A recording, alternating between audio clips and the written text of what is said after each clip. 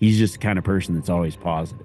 That's not the case, but I can be the person that chooses to always be positive. I Yeah. think that that's like a weird thought that people have is like, oh, positivity is how you naturally are, but it's a choice. And so you can choose to be that way. You can choose your thoughts. And that's the one thing that people struggle with is like mental toughness is choosing your thoughts, not letting your thoughts choose you.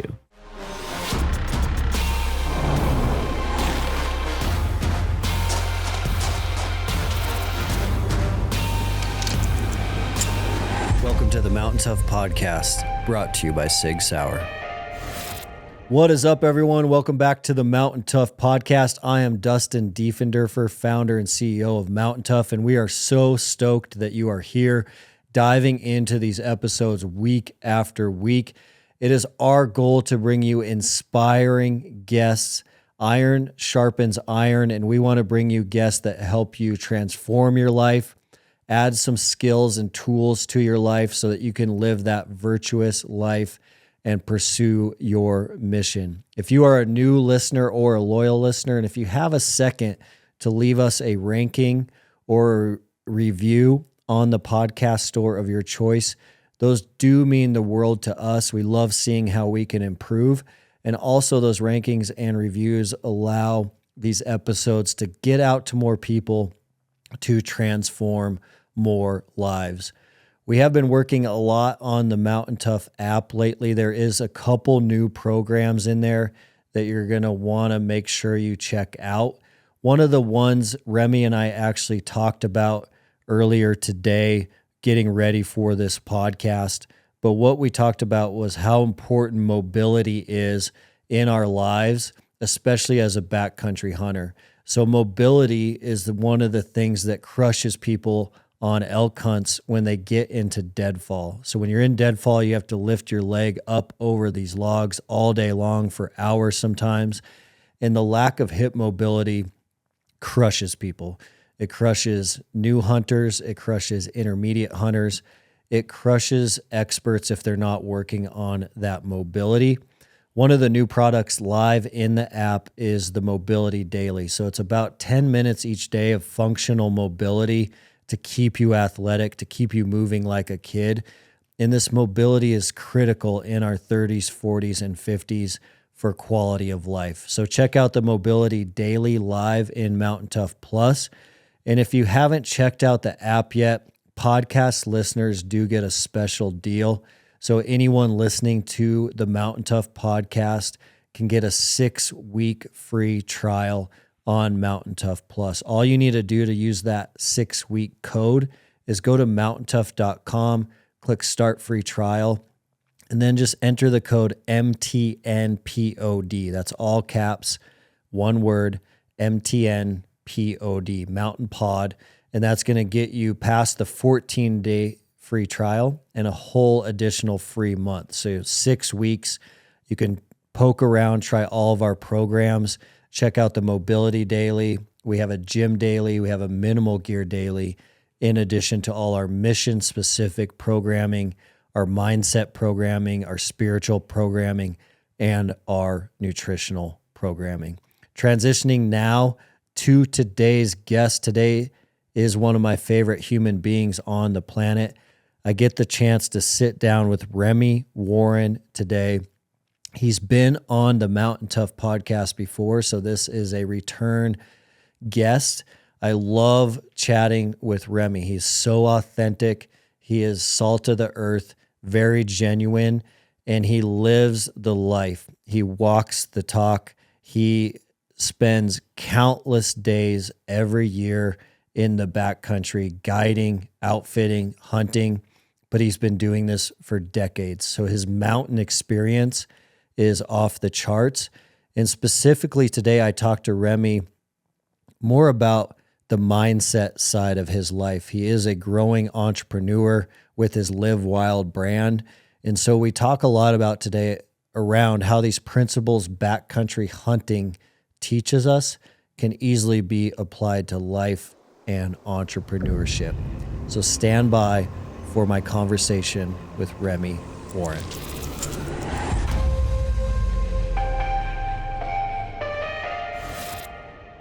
Let's stay on the kind of the business and life track for a while. It'd be interesting to kind of hear what's going on with you, Remi, related to your brand. I know you've been putting a lot of time and effort into that over the last couple of years, and I know there's been some evolutions there. But what's kind of the latest update from your side from a business and life perspective? Yeah, I mean, I've been trying to kind of expand the idea of the Live Wild brand. Everything that I've done up until this point has just been under my own name, Remi Warren, which has been good and it's allowed me to do a lot of stuff for a lot of different companies. I've helped in a lot of ways helped build a lot of companies that are out there right now. Mm-hmm. And through that, I'm like, okay, well, I never really built something for myself in a way. I built my name, but never had something that was like, oh, this is mine, and I can kind of promote my own thing through this. So the idea was to kind of start with the Live Wild brand, and I kind of always liked that saying of just kind of that's been my philosophy of the way that I've lived my entire life is like every time I go out, it's an adventure. There's a story there. Yeah. I'm essentially, live off wild meat. I'm continually hunting and I feel like so many people don't have that like wild life anymore. It's just same thing over and over. So I kind of always chased that. And so part of the idea was to build the brand up a little bit, do some different things. One of them being, branded the podcast as Live Wild. Mm-hmm. And then through that also have like some apparel and other things, some hard goods, some other stuff for sale. And then and I don't know why I decided to do this, but launched into organic seasonings. One of the things that I kind of thought was like, all right, here we're out there. We spent all this time hunting, like all this energy, bringing the meat back. And then it's like the best form of meat you can't even buy. It's the best form of meat on the planet. It's how we should be eating. And then we go and dump like this chemical laden seasoning on it. So I was like, there's got to be a better way to do this. And so I did a lot of research, and this has been like 5 years in the making because kind of COVID shut a few things down and things have been slow in other areas. And I didn't realize what I was getting myself into. And for some reason, I just like got something in my head and kept doing it, which is Mm-hmm. probably sometimes that can be a good thing. Sometimes that can be a bad thing. I think in this case, it's a good thing. But yeah, so we've got the Live Wild Spice Company, which is it's actually CCOF organic certified, which is the highest level of organic certification, which doesn't really exist a lot in spice blends because it's what I've found is very difficult to Mm-hmm. acquire things in a certain way. Like everything that we get is actually tested for any kind of pesticides, contaminants, metals, heavy metals, weird stuff that might have been in the soil, like completely it's as pure as you can get. Um, and that I don't know, maybe I just we went a little too far on that, but as of right now, that's how all of our stuff is. And so that's been a process as well, just learning new things and doing something different. For the most of my life, my main source of income was outfitting and guiding. And then Mm-hmm. it kind of transitioned into, I continued to outfit and guide, but it transitioned into like creating media and other things. And now it's like kind of building a brand around the things that I've done That's over the years. that's awesome. In this on the spice front, most people probably don't know that a lot of the popular brands or the brands that we're used to using are contaminated with a lot of metals. A lot of people don't even have awareness on that. Is that accurate?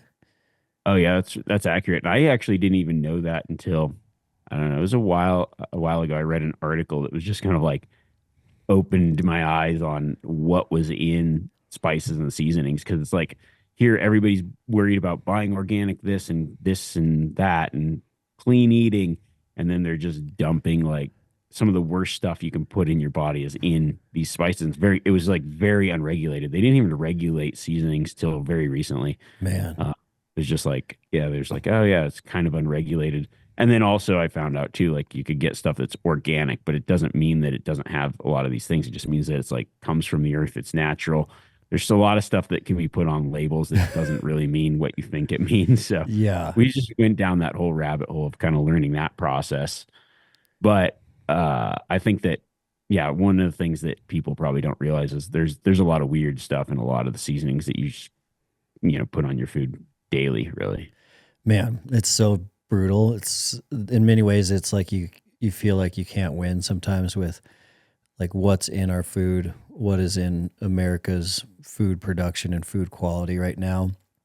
And then you think like, well, I'll just go and kill an elk and eat my own wild game, and then I put a spice on it that's making it Right, contaminated with the exactly. It's metals. It's like, like, yeah, gosh you're dang it. like, okay, and there's super high concentrations of pesticides and other things in many spices, or at least there was until very recently.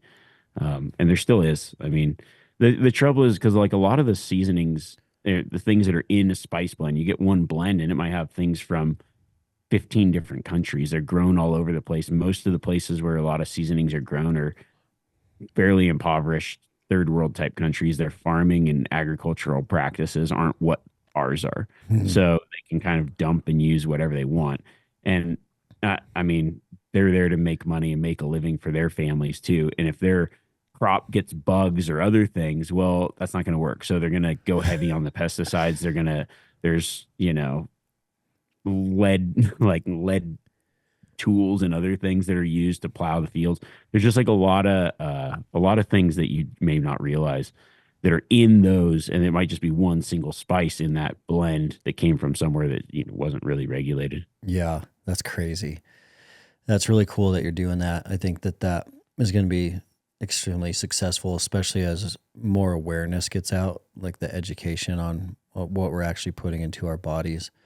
That's awesome. I do want to like unpack the entrepreneurship journey of that a little bit, because based on what I know about you, it does seem like you could almost be classified as a serial entrepreneur in that category because of your life's journey of kind of like buying that outfitting business, growing that outfitting business, and then diving into your content business, your media business, and just continuing to chase these new endeavors, taking risks that a lot of people wouldn't take to go after these endeavors. Do you consider yourself to be like a serial entrepreneur? Yeah, I definitely do. I think that I'm always trying to kind of expand and grow and do different things. Like the question that people, if somebody asks me, like, you're like in a scenario where you're talking to somebody that has no clue who you are, you don't know each other, like, oh, what do you do? And I'm like, I can take a while. I do a lot of stuff, You right? got 2 hours. Like, just kind of now, I just like pick something and pick something that's easy and just like, this is what I do. I do a lot of hunting. Um, but yeah, I mean, I kind of have tried to continually grow and build new things, and I think that one of the things that is always like in some ways tacking on more, but I don't know. There's a weird aspect that I love about it. I think Mm-hmm. there's been many points in my life where I've had five full-time jobs simultaneously. I'm going, whoa, this is a lot. I've learned a lot over the years though too, Yeah. and every single one of those has kind of got me to where I am as well. So they might seem disjointed, whereas like as an outfitter and guide, I did television and film media. I wrote for multiple magazines, whatever it was, product development for different companies. So it was like all these separate jobs, but they all kind of focused on one thing, the thing that I love, which is hunting. Mm-hmm. Yeah, that's been the core since the beginning. Yeah. Dude, you should just tell people you're a spice dealer now when they ask you. Yeah. Slang spice. Just Yeah, exactly. see what their response is. Have you with Live Wild growing and maturing, and I know you built a team around that and you have some awesome team members on that brand. Have you found that that has been like a new transition for you where you're building a brand with a name that's not your name and kind of building out that team? Has that been like a whole new evolution of entrepreneurship? Yeah, that's been key for like a lot of growth for me, and then also for what I'm trying to build. I've got quite a few guys that work for me now, and they're all incredible people. And I think that one of the things for me is like I'm this type of personality where I don't ask for help. I do everything myself. Like I do everything. Mm. And so it was really hard for me to relinquish any, not necessarily relinquish control, but have somebody else do something. Like it's weird because I just done so many things for so long that it's just like I want it a certain way and I do it myself. And that's Mhm. just, it's like, I don't, it takes me too much time to ask for help in some ways. It's just like I could be done by now, or I could be working on it or whatever. And so for me, it was kind of a learning process of being like, okay, I need to have people that are really good at this. There's certain things that I know that I'm not the best at. And it might sound weird, but like I'm not actually the best communicator. I'm really bad at communicating with people as far as like texting, calling, messaging. Like I'm just horrible at it. Like Yeah. my wife and I were talking about it recently. I'm like the worst friend in my friend group. I just don't reach out. Like I'm just a bad communicator. I naturally am not good at it. Hmm. And I think people are like, well, you have a podcast. Like this, my podcast is me by myself talking to myself, right? I can communicate ideas, but I'm not a great Yeah. like back and forth connecting with people, unfortunately, which is something that I'm working on. But there are people that are really good at it, So I'm like, okay, I know people that are really good at it. Maybe that's somebody that could fill a gap in something that I am lacking in, or like people that are really organized. I mean, I'm organized in a certain way, but not in other ways. So it's like trying to find people that have strengths where I'm have weaknesses, Yeah. and obviously too. I think starting out was like I had people working for me, and I felt like I was working even more because it was creating more work. But I Yeah. think it kind of got through that phase of like, all right, now everybody kind of understands their roles and things, and now we can kind of grow this thing together. Yeah. It's so interesting because I'm really similar in a ton of ways where I I love educating people on, mental and physical fitness. I love getting that content out and helping people live a more virtuous life and a more abundant life and transform their life in some ways. But at the same time, I'm extremely introverted, not like introverted where I won't talk to anyone at a party, but introverted in a way that like what recharges my batteries is being alone by myself for like multiple days on the mountain. And so I think like in your world and in my world, so many individuals see us doing these podcasts or speaking at these events. But as soon as the podcast is over or the event is over, I just want to like hide out and recharge, which is a really common theme a lot around a lot of entrepreneurs and content creators that they're kind of saving all their energy and their thought is happening alone in quiet spaces. And then the output is kind of draining their cup. So they have to find different ways to charge it back up. Yeah, that's definitely my case. I mean, uh, solo hunting is my big thing, right? Yeah. It's like I like to go out and do my thing and do it by myself. And in some ways too, I think like managing people is not my necessary strong suit because I've kind of got this like I'm very uh intrinsically motivated. I Hmm. feel like and I feel like everybody should be like that. I'm Yeah. like I just want to do it because I that's it doesn't matter what it would be like even through school or at a young if we got a group project, I would just do the whole group project. Like I really wanted it to be the best. And I was like very motivated for it to be good. And I Yeah. felt like everybody should have that. And then you get into life and you're like, nah, not everybody has that same motivation. Some people have other motivating factors, right? Yeah. Like my motivating factors, like if you told me, hey, like, oh, do you mind washing my car? I'm gonna wash your car to the best ability that I have in me, and it's gonna be essentially flawless. Even though Hmm. I'm not like maybe I don't like it, maybe I don't want to do it, but that's just how I'm gonna do everything. And I Yeah. kind of expect everybody to have that mindset, and not everybody does. And when you kind of like enter life and have that mindset and think that you rely on people to do how you would do, it just Hmm. doesn't happen. And that's why I think like I just do it myself. Um, but I think that there are ways that like there's people that are really good at motivating people around them to kind of do their best, and I'm not that. I'm just like do it or don't do it. I don't care. We're gonna get it done. And so I think that like that kind of attitude isn't the best for building something and building a team. Um, but I do think that like there is strength in that too. So I think that like my role is like okay, I push forward, and then other people can kind of fill in and help build what our common goal is. And Yeah.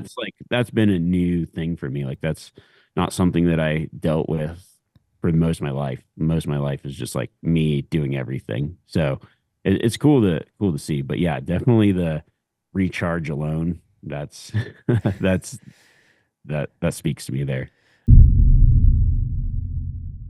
Hey guys, I just wanted to take a second and talk to you about nutrition and supplementation. There are a plethora of options when it comes to supplements that can be kind of overwhelming, so I wanted to let you guys know what I do take. So in the mornings, I am taking the Mountain Ops greens and the collagen right when I wake up, and that has been a game changer. I don't eat a lot of vegetables throughout the day, so adding those greens in the morning is quick and efficient, and I can really feel the collagen. In addition, I do enhance my workouts. My Mountain Tough training sessions are quite difficult, and so I do like to take the Enduro. It gives you a cardio enhancement that you can actually feel. And then I also like a little caffeine with my workout, so I'm taking the Mountain Ops Ignite. Lastly, it's really important that you are getting enough protein and recovering after these difficult sessions. What I do know is even following a strict whole foods diet, I'm not getting nearly enough protein on most days unless I take a supplement. So I do take the Mountain Ops protein after my workout to make sure that I'm hitting about 1 gram per body weight for a functional athlete. So taking the Mountain Ops protein with some creatine after my workouts has been huge. Those are the products I am taking and that I recommend. The Mountain Ops team is giving Mountain Tough podcast show listeners an exclusive discount to their products. It is a great deal. So for a first-time purchase on mountainops.com, you do get 20% off. All you need to do is go to mountainops.com and then use the code MountainTough at checkout. That's MTNTOUGH, all caps, all one word. Apply that as your promo code at checkout, and you're going to get 20% off your first order. You've been listening to the Mountain Tough podcast. You and I are so much alike. I am in the exact same boat where I have a very difficult time managing people. It's definitely high on my list of weaknesses.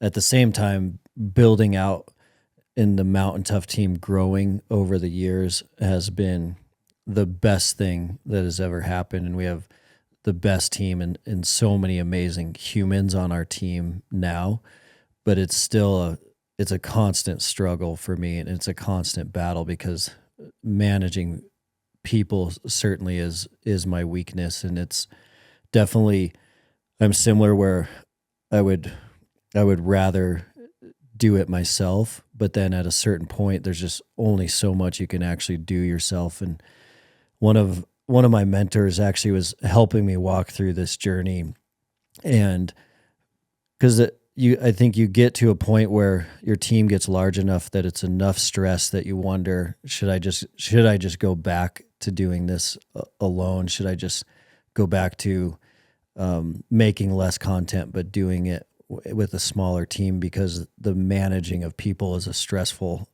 environment? And my mentor said, well, maybe it's just kind of time to grow up. And that definitely hit me pretty hard, because it is also a maturity thing. It's like to reach the levels we want to reach with our brands, there is a little bit of growing up and maturity that needs to happen, and letting some of those people do things on their own. And a lot of times after some time has passed, you do kind of realize that they probably did it better than I was going to do it. They just did it in a different way.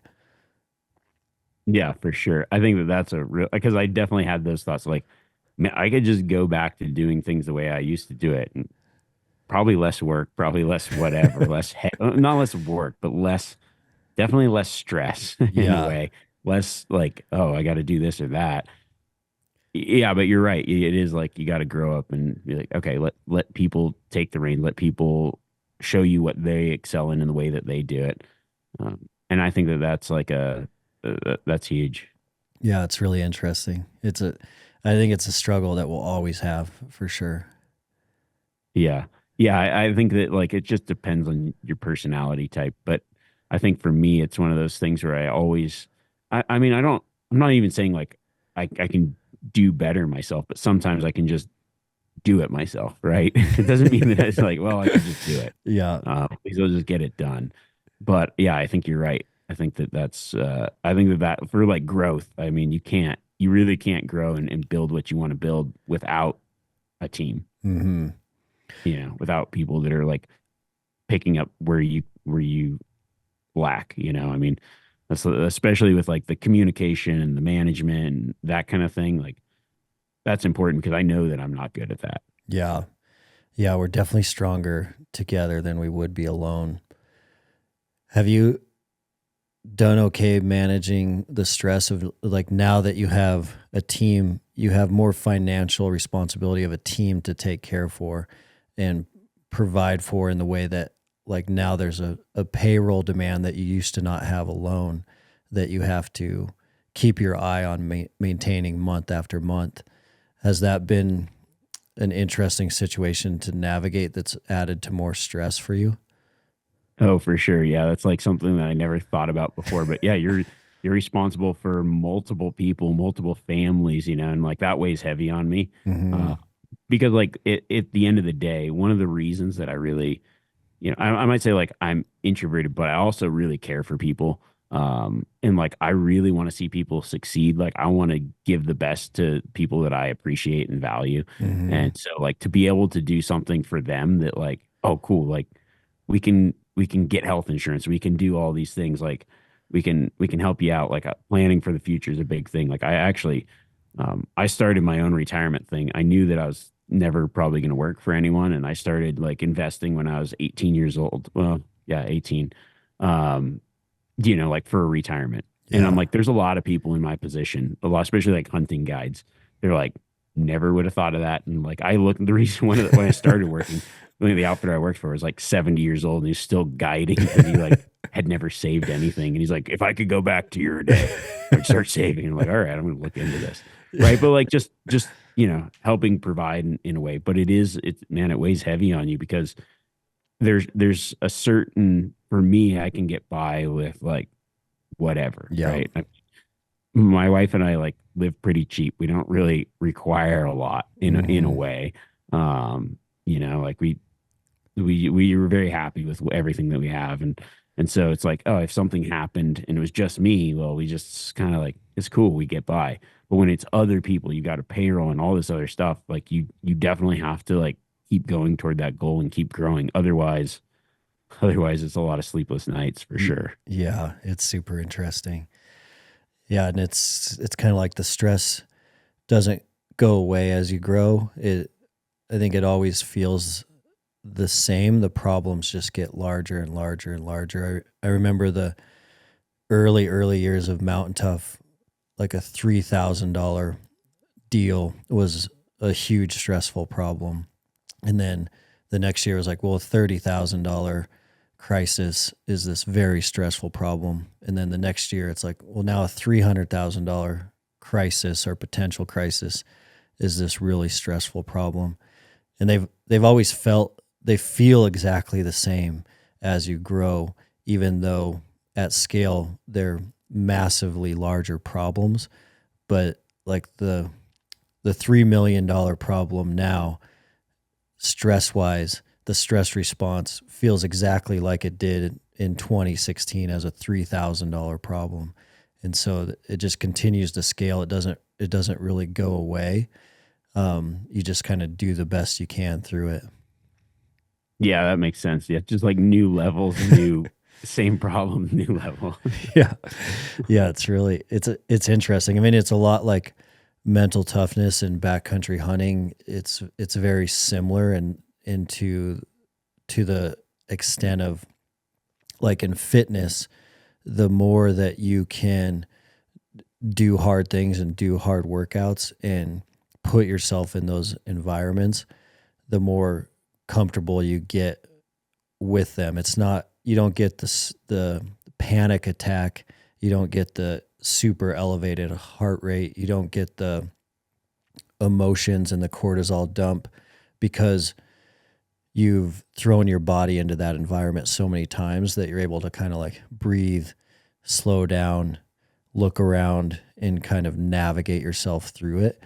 And you see that on the mountain, someone who is on a cliff edge in a snowstorm for the first time ever in their life, you see that panic versus someone who's been on that cliff edge 120 different times.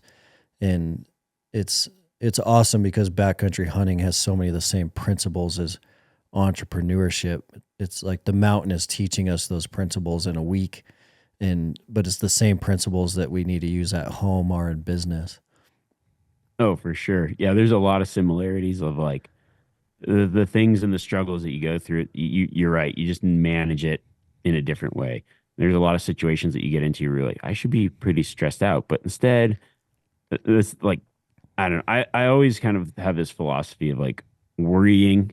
A lot of stress comes from worry, and most of the time, you're worried about a potential outcome that has not happened yet, Mm-hmm. or like what could happen, right?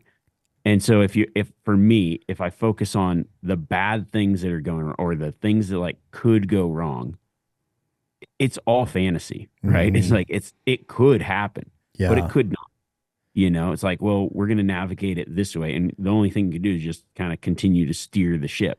If you're always worried about crashing into that rock that may or may not be out there, that iceberg that might be floating, like you're losing course in a way. Like you're so fixated on something that's hasn't happened or probably won't happen. I mean, maybe statistically, even if the odds are that the bad thing is going to come down, right? Like, okay, I see it. I'm going to plan, but I'm going to continue to focus around it instead of worrying about all the potential outcomes that may not happen yet. Like we're playing make believe. I might as well play make believe on the side of winning instead of the side of Yeah. losing, right? And Yeah. that's just like a thing that I've kind of done over the years. Like, look, we're all just imagining anyways. Let's go for broke. Yeah. I know when I was guiding, we'd have guys like, like maybe they missed a shot. It's like toward the end of the hunt, and they'd be like, "Oh man, like I would just take like a cow elk right now. If just a cow elk would walk out, I mean, I wish that a cow elk would just walk out in the path." And I would always tell them, I'd be like, "Hey man, you're in the land of make believe anyways. You might as well make believe that it's a giant 7x7. Yeah. Like shoot it, it dies, and when you walk up to it, there's a beer keg on ice, and you can just pour yourself a cold one because it doesn't matter. It's all make believe anyway. Like Yeah. who cares? You're like make believing that you're gonna see a cow elk walk. I'm like looking for that 7x7 with the that dies right next to a beer tap, right? Like Yeah. it's whatever you which direction you want to focus on. That stuff's so powerful though, because you can in a lot of ways manifest that energy, and we do carry with us like this soul force of because of the way we think and that positive, optimistic thought that I'm going to figure this out and it's going to go really well. You're actually in so many ways manifesting that reality. Like one of my favorite hunting partners is one of my best friends named Eric Doring, and he was the king of killing awesome animals on the last hour of the hunt over and over again, like on a 7-day hunt, a 5-day hunt. It was always like 30 minutes left, and then we had to go back home to work.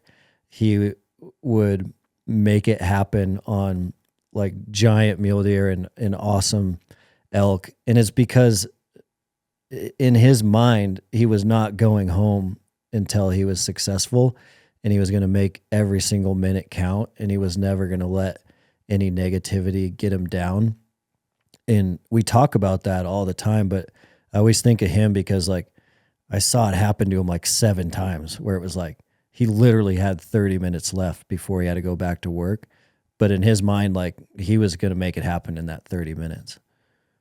Yeah, no, I mean that's huge. I think that well, the guys that I've hunted with always a joke like, why don't you just hunt one day? And I actually started doing that because like every hunt I kill something in the last hour of the last day. Yeah. It's like they're like, just how about we just go for one day because you seem to make it work on the last. And that's actually kind of panned out in some ways. I've had some short hunts like, all right, whether I have 2 days or 10 days, like it happens on the last day. And like just make it one day and then it'll be easy.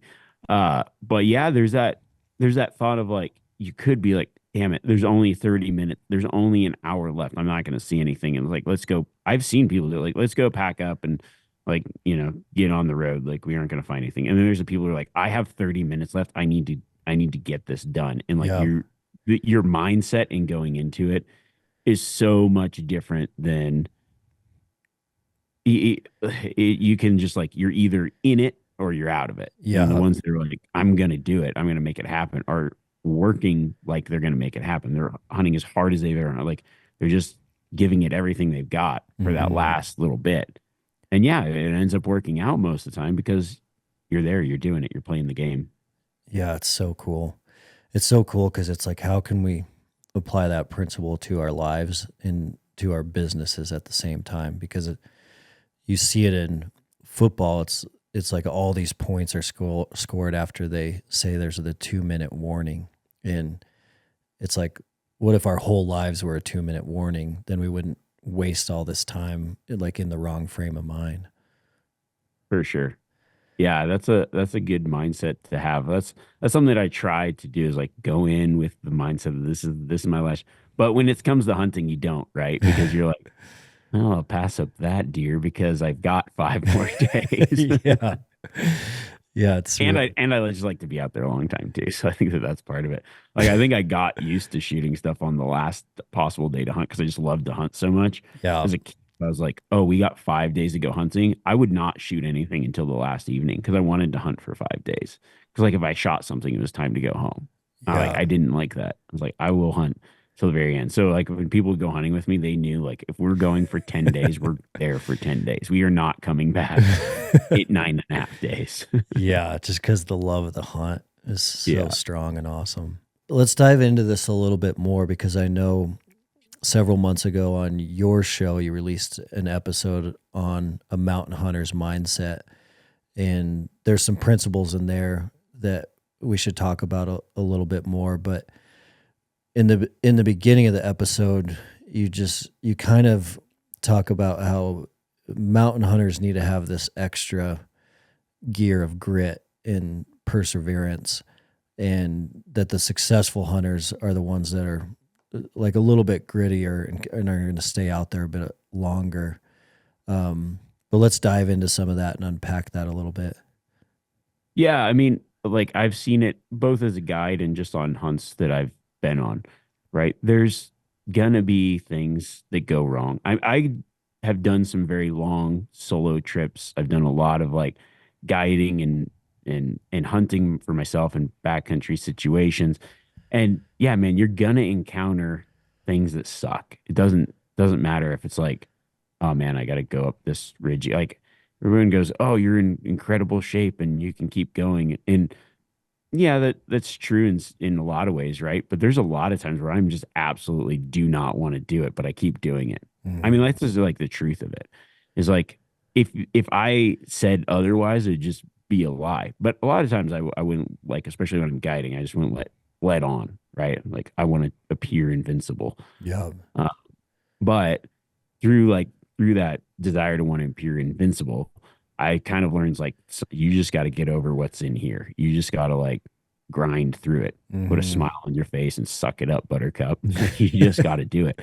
There's hunts where I've been on where it's like it's shitty weather conditions. That's the worst, right? And it's like, well, man, I'm going to be wet and cold, but I know I'm not talking about putting yourself in a position where you're going to like life threatening yourself, like doing something stupid. Mhm. But I'm like, well, all right, I have the ability to, yeah, just suck it up and get up there and at least be out, right? I have the ability to, it's going to suck to go over that next mountain range, but I'm going to do it.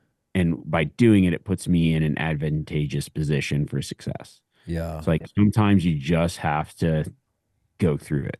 And it's like, but by doing that, you find more success because you're on the mountain longer. You're putting yourself in a position where the animals are.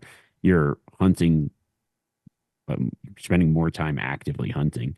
And so that translates to success. And in many ways, like I find success is just the intersection of persistence and luck. Like you just have to be persistent enough to get lucky sometimes. For And sure. if you aren't being persistent enough, then that luck never happens. Guys always be like, "You're so lucky out there." I'm like, dude, if you knew how many days I put in, like, yeah, I was lucky. Y- I finally, right? Yeah, I got lucky. I killed the big bull in this area. But I So also, many you didn't see hours. the 7 days of just seeing nothing, right? Yeah. Or the shitty weather that we endured and all that. And that's like, yeah, you just got to be persistent enough to make it happen in so many cases. I've used a ton of Bluetooth speakers over the years, and they all have never quite had enough output for me to really have an awesome home gym workout on a Bluetooth speaker.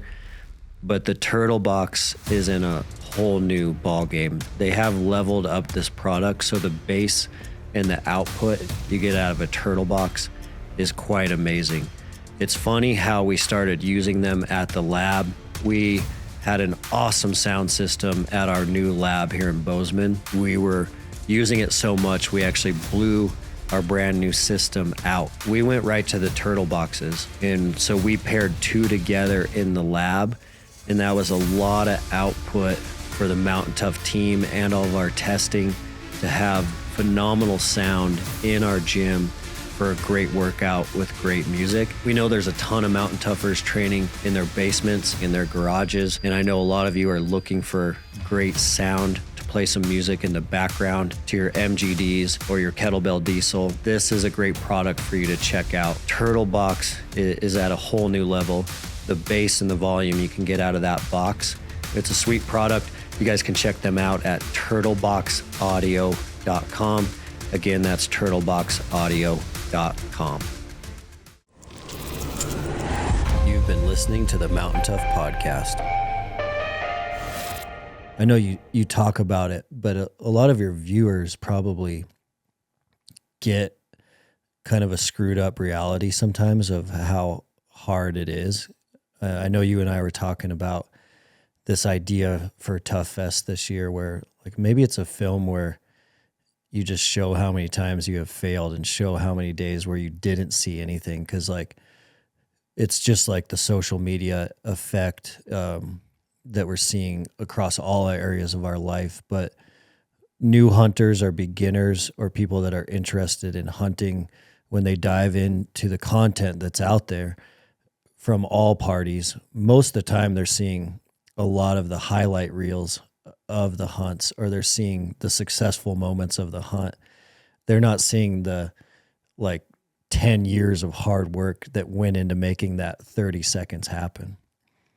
Yeah, for sure. It's like there's a lot you can't actually show it, right? There's so many times where I've been on like a hunt that we've filmed for whatever, my own stuff, other companies, whatever it is. And like when you walk away from the hunt, what the video ends up being in not like it's not like you're tricking anyone or you aren't being truthful, but you just actually can't show what you go through. You do your best to depict what happened on it, but like nobody's going to sit there and watch 385 hours of nothing happening, right? Like it's just not going to. And you can say it, but you can't actually like feel. So you try to match like clips and things to try to like build the essence of what went on the hunt, and that's in however much time, whether it's an hour or 5 minutes. It's like that's the goal of making movie magic, I guess. Yeah.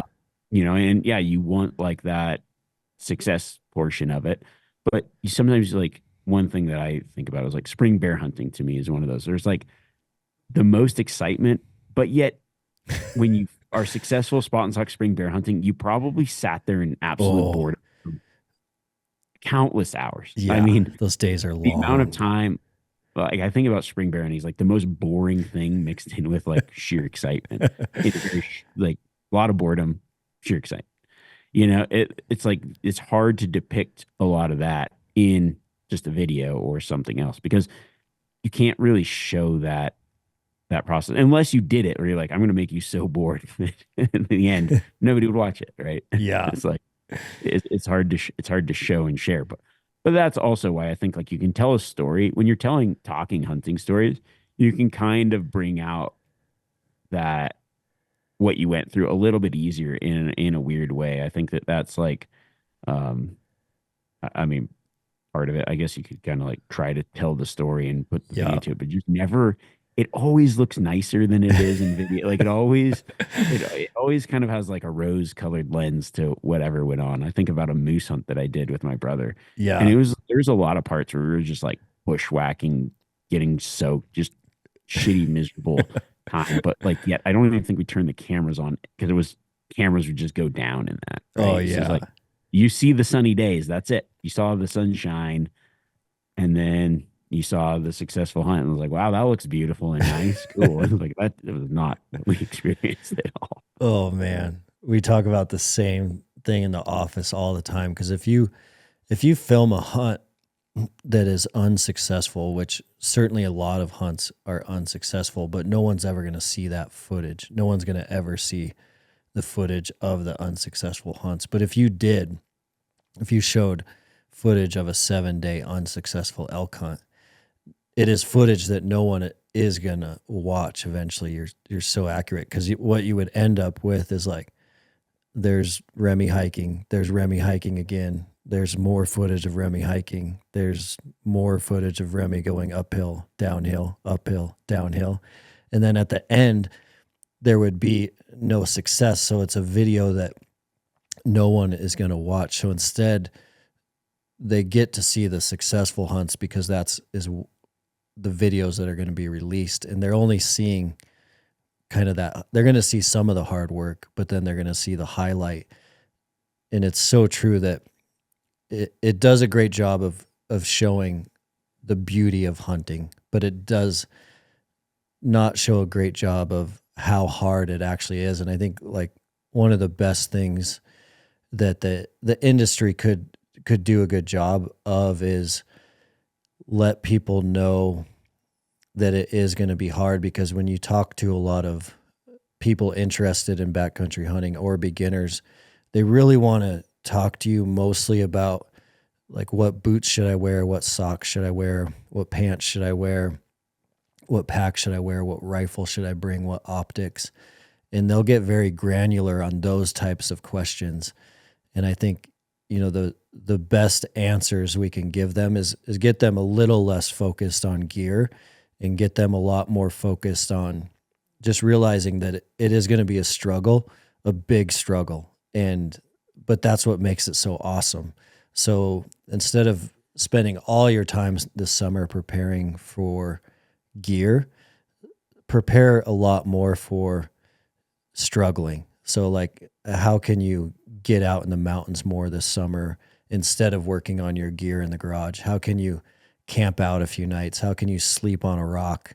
How can you do some hard workouts? And the more that I think they can prepare themselves to struggle, the better they are going to be prepared for that hunt, and realizing that the struggle is what makes it so awesome. Like the hardest hunts are the best hunts. And it's very similar to life, where like, if our parents would have spent a lot more time telling us that life is really hard, it's not supposed to be easy, and you actually don't want it to be easy, that life is super difficult, but you can learn to struggle well. I think if our parents spent more time there than trying to portray anything in a rose-colored lens, like, we would have been better prepared as adults. And I think backcountry hunting is really similar to that. Oh, for sure. Yeah, I mean, there's you've got to go through the struggles sometimes. I know when we did uh, a lot of my solo hunter episodes, there would be like, when it was on TV, people were like completely blown away because I think it was probably some of the first uh, television that showed unsuccessful hunts, like full hunt, Yeah. nothing killed. I was like, yeah, I just went on a 10-day backcountry hunt. You're gonna see it. I don't give a shit whether you like it or not. You're Like, watching it. and then, but people are like, yeah, I relate to this. Like, it's real. I mean, I just did a video on a sheep hunt that I just did, and never saw a legal ram. I've done two big sheep hunts where I never saw legal ram. Probably close to a month of in the backcountry without seeing legal sheep, Yeah. and that's tough, man. Yeah. Uh, And I think like a lot of the comment is like, yeah, this just shows you how hard it is. It's like, yeah, it is really hard. Unfortunately, that's not the outcome that we strive for, Mm-hmm. but sometimes that's the outcome that you get, Yeah. you know. But you're right. Like most people don't really want to like honestly, like people like that. They're like, "Oh yeah, I like that," but they don't really want to see it. They're like, "Ah, damn it. I'm a little disappointed in this." I don't Hey, for me, I'm like, man, if it was a good hunt, it was a good hunt. Like Yeah. that was always kind of the thing that bugged me about hunting in a way where I'd go on like an epic hunt of whatever, like probably some of the best, maybe it's like the best hunt I'd ever been on. Uh, and like maybe didn't get what I was going after and Mm-hmm. then nobody cared. And I'm like, okay, like you only care about, I could go on a one, like driving out to an area in a essentially like a private ranch where there's Yeah. big deer everywhere. I could drive out and I could shoot a buck essentially from the truck, right? And I could get on a cover of a magazine and I'm a hero. But I could go on a 10-day backpack hunt and maybe kill like a 140-inch 4 point that I worked my ass off for and nobody cared. Man. It was like it's just it was backwards in my mind. I'm like that to me is the story that I want to hear. Yeah. Uh, and I actually worked for a magazine called Real Hunting Magazine back in the day, and that was kind of their philosophy. Is like there's a lot of great hunts that nobody's going to hear about because the animal wasn't big enough to get on the cover, and so Yeah. they did it based off of like a lot of the story and that kind of stuff, and that was a lot of fun because you got to hear some good hunting stories. Yeah. But unfortunately, yeah, it's like sometimes that's not the case. That is the kind of one shame that I have always kind of disappointed me a little bit about like hunting and some of that. But the thing is too, right? In the end of the day, that's your hunt, and you had an incredible hunt, and nobody can take that from you. Yeah. Yeah. And I think that is the difference between guys that are around for a while and have the passion of hunting for their life versus kind of the flash in the pan or the flash in the pan content. Because I think the guys that are focused on doing epic trips and putting in the hard work and in always doing like the trip right, even if they're unsuccessful, are the ones that are going to have the passion for it their whole life. I think going out and killing a huge deer on an easy hunt is not rewarding enough to like keep those guys in the game for the long haul. So I think like over time, the quality work shows and the hard work shows, even though it might not spike views or spike follows or likes. I think like over decades, it's like the hard work pays off, and we always reap what we sow. Yeah. Yeah, I agree with that. And then every once in a while, hey, if I can get a gimme, cool. But Yeah. I think I'd lose interest if it was all always like that. Yeah. Like if I don't know, if it was all always the easy one.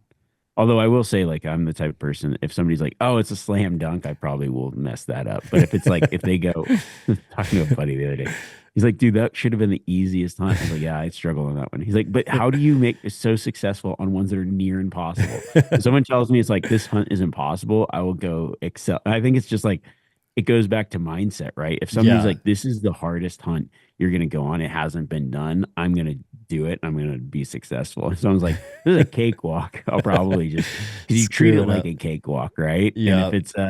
if it's something that's never been done or very difficult, then you treat it like that, and you approach it in two completely different ways, um, for the most part. Yeah. I mean, I think it's kind of a natural thing to do. Like, oh, it's super easy.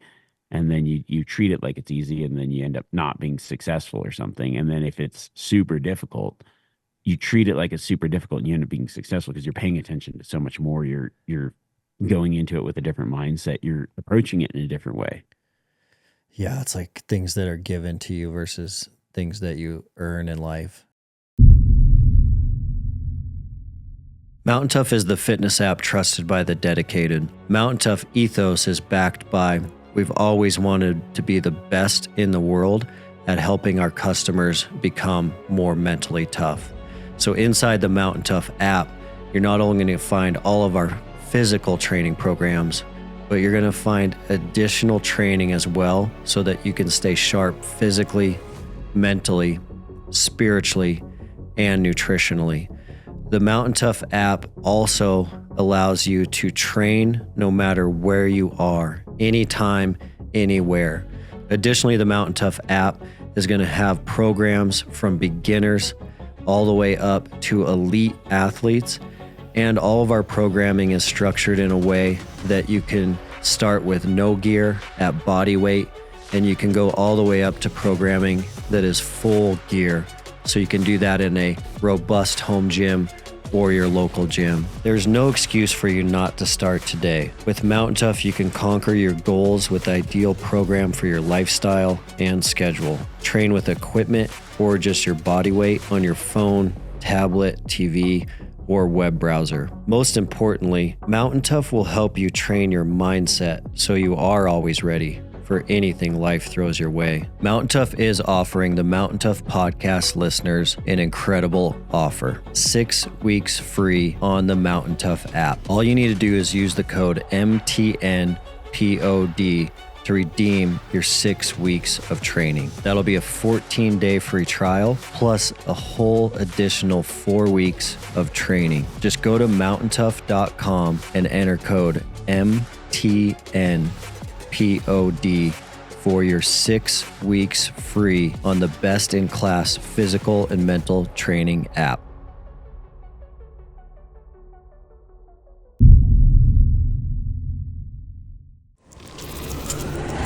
You've been listening to the Mountain Tough podcast. At the beginning of this conversation, you did nail like one of the most important mental toughness principles that can really help us in hunting and in life. But you talked about like you're going up a ridge for, let's say it's like the 5th day and that ridge sucks and you know it sucks, but you're going to go up it anyways. And you're going to tell yourself it's fine and that you feel fine, even though you feel terrible. Like that is a extremely powerful mindset hack that everyone should know and learn more about. So there's a documentary out right now called 1 Mile Out that's on Chad Wright, and it's the most fascinating like mental toughness race out there. So it's a 1 mile loop in the woods of like the Appalachians. And so it's a dirt 1 mile bulldozer trail through the woods. And they start with 200 or so runners, and the 20-minute buzzer goes off. So it's a 20-minute EMOM. So every 20 minutes you have to run a mile. Well, there's a little bit of elevation. There's like 300 feet of elevation on that trail. And so most people can run that mile in 12 to 15 minutes. So the 200 people go out, they run that mile loop, and then you're back at the start line and you're waiting for the next 20-minute buzzer to go off. So you rest 7 to 8 minutes, depending on how fast you ran that loop. Well, the theory of the race is they do that until there's only one runner left. So the 20-minute buzzer goes off indefinitely until there's only one runner still standing. So the mindset games that come out in black and white at that event are really interesting, because about 4 hours in now there's 150 runners, and then 10 hours in there's 100 runners. Then into the second day there's 50 runners, and then towards the end of that second day that it goes, there's only 8 runners left, 6 runners left, 4, and then it gets down to 2, and it's Chad and this other guy. So there's only 2 runners left, and I think they end up running like 126 miles or something like that. So the last two just like won't quit. So they'll run their mile in like 18 minutes. And by this time, because there's 300 feet of elevation gain, which is not anything in a 1 mile, but when you do it 126 times, now they have like some serious elevation under their belts. But Chad, the whole documentary kind of shows how he applies this principle that no matter how bad he's feeling, he tells himself he feels outstanding. And the way that it breaks other people down is shocking, because he'll run up next to someone and he'll be like, "How are your knees feeling?" And they're like, "Oh, my knee's actually starting to get a little sore." And he's like, "Oh man, that sucks." Yeah, like, don't damage your knee. And then that person's mindset just bonks and they're like done the next lap. But anyone who asks him how he's feeling, he's like, "I feel outstanding. I feel awesome." But at the end of the documentary, he's like, "Dude, I felt terrible for like the last 46 miles. I was like crippled." But that principle of like gratitude and positive thought and like manifesting positive energy and breaking other people down if it's a competitive event, but just saying that you're outstanding, even though things really suck, is just a huge mindset hack. Oh yeah. I mean, I've seen it so many times where you essentially you aren't tricking yourself, but you're tricking yourself. And when you say it like when there's other people too, you're like, the best is when you got multiple people that do the same thing. Cause you're like, how you feeling? Dude, I feel great. This is awesome. Yeah. Yeah. Dude, give me more. Might as well rain some more. This is great. I like the rain. I love the wind. I grew up in the wind. Like that's like this isn't even windy. Come to my house. That's windy at my house. Yeah. Uh, like those little things of like, and then if somebody else is giving it back to you like that, you're like, okay, well, he's fine. I'm fine. We're all fine. We're all fine. We're all doing okay. Let's keep going. Yeah. It is I mean, I've done it so many times. And yeah, there's other times too where I've experienced the opposite, right? I know that it works because I've done the opposite. Where Oh like, yeah. it sucks. My back hurts. I don't like, and then you essentially like give up. Yeah. I mean, I hate to say it, but I mean, I know what it's like to go down the other way, and that's why I know that it works because it's like I have to do that because if I don't, then yeah, it's gonna suck. Hmm. I mean, I can remember hunts, and there's parts of a hunt where it's like it's multiple days, you maybe 14, 15 days, whatever. Yeah, there's parts where you like your brain just wants to go there, and you got to take it out of there because I've been very frustrated on a lot of hunts. Like I'm not necessarily the most naturally optimistic person, but but I am because I Hmm. like you don't have to be that type of person to be that person, if that makes sense. Like Yeah. I would go into it like my brain immediately wants to tell me how bad it is, but I have to tell myself that it's not that bad, right? Hmm. And I think that people like sometimes don't understand that distinction of like, oh, well, he's just that kind of person. She's just a smiler. He's just the kind of person that's always positive. That's not the case, but I can be the person that chooses to always be positive. I Yeah. think that that's like a weird thought that people have is like, oh, positivity is how you naturally are, but it's a choice. And so you can choose to be that way. You can choose your thoughts. And that's the one thing that people struggle with is like mental toughness is choosing your thoughts, not letting your thoughts choose you. Hmm. Man, I couldn't agree more, because I think most people, when they hear mental toughness, they think of sport. So if you hear mental toughness, you think of like a Ironman or CrossFit Games competitor. A lot of times that's where people's mind goes, or NFL. You think of a sport, but what I think really what true mental toughness is that individual that chooses their attitude beyond what the external circumstances are around them.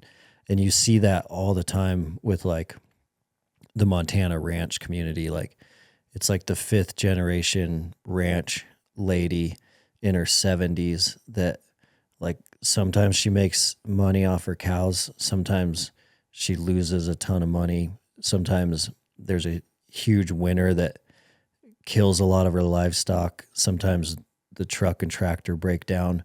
But regardless of how terrible things are around her, she just continues to have this positive attitude. Like nothing, like literally nothing can bring her down.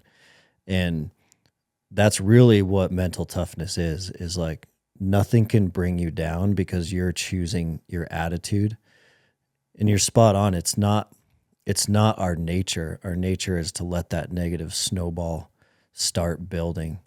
So we have to like go against our nature and just say things are outstanding, even though they suck. And you have to do that on the mountain. You have to do that at home. You have to do that at work, regardless of like how good or bad things are. Oh yeah. It's wild. Yeah. Yeah. There's a lot to just choosing your attitude and that mindset of even not just on the mountain, but like you said, day to day, daily life, right? Like, I mean, I think one of the things too is it will, I've got a pretty young family and there's like a lot of no sleep and other things. People, my friends would be like, oh, doesn't it suck? And I never hit that. Like, I was like, no, it doesn't. Like, it's fine. Yeah, I've got less sleep for way less important things than this, right? Like, yeah, it's fine. It's great. I love it. Yeah. Like, but you can also focus on the things that are like tough and hard. Doesn't matter what it is, whether it's at home, at work, on the mountain. Like if you make it a habit in everything in life, then it becomes easier to tap into when you really need it, or when you're doing something that like the pursuit requires more from you. Yep, for sure. Well, Remi, in closing, how are things going on the family side? I know that you're still traveling a lot with your family, but you have a growing family and a growing business. How's everything going? Yeah, good. We actually just got back from a little trip together. I was like, I don't call them vacations anymore. They're just family trips. Yeah. We were joking. It's like same shit, just coffee filters are in a different place. Like I think like that's one thing. Like our kids are actually really good at traveling because they've been doing it their whole lives, really. Mm-hmm. And I think the other thing too is like you just block out the parts that are, yeah, man. They're gonna everybody has meltdowns or whatever. Like you just do it, like because I think that some people get afraid of. I don't want to go on a overnight flight or whatever. That's too long, too far, too whatever. And like, yeah, there's gonna be parts that are hard, Yeah. right? Yeah. But the benefit of doing it way outperforms the hard part of getting there or what have you. So, well, we had so much fun. Like kids just had so much fun, and it was good to do that. I mean, it was kind of a rejuvenation in some ways, just getting out and doing something for us as a family and traveling a little bit and going to places that we want to go and not letting it stop you. I think Mm-hmm. that's one of the funny things about being parents. And you see it too as like other people. And before you're a parent, you're like, oh, nothing's gonna change, right? And then you get slapped in the face with like, this is your new reality. For But I sure. really do think like my wife and I have done really well about not essentially changing. You just do it different. Mm-hmm. One of the things that like my wife and I are also we're very similar in a way that we can be pretty spontaneous and like just go like we had a couple days and we're like we're gonna go do I don't know, it was last year, like we took how old was our son? I don't know, pretty young, under both of them are under 2. We're gonna go do like a 8-hour flight and we're gonna be there for 2 days and then we're gonna come home. Oh, That's like most people know. oh, And I'm like, was it? It wasn't the eat like we like way overestimated our abilities to like wrangle children. Like, we didn't even show up to the airport with anything. Like we're just like, here we are. We didn't bring a toy. We're just like, yeah, let's go. This time we were a lot more prepared. But uh nice. yeah, we just do it. And we did it and then we did it back. Like it was all fine, it was all great. And we had a great time. And on this trip we were there for I don't know, 7 days. And then we're just like, let's go somewhere else. Like we were actually in Hawaii, and we like let's go to a different island for 4 more days because I can move my stuff and like just last minute weren't Yeah. planning on it. And to be honest, it was like some of the best 4 days of our life. Like it was just so much fun. So, you kind of just gotta, yeah, you just ignore those other things and do it. Just It's a roll little with bit it. different of, same can apply to a family vacation, family trip, or whatever. It doesn't matter what it is. There's going to be hard parts in it. Yeah. Or like you said, life is hard. Just, but there's awesome things as well. And like half the time, the hard stuff is where the good stuff is too. Oh, every time for sure. Awesome, man. Well, I appreciate you so much. Thanks for jumping on and thanks for sharing. Like that's really powerful stuff. I think just for people to know and like apply those principles not only to their hunts but to their lives. Yeah, thanks, man. Well, thanks for having me on, and it's great to get to talk with you. And I appreciate what you guys do. Thanks, man.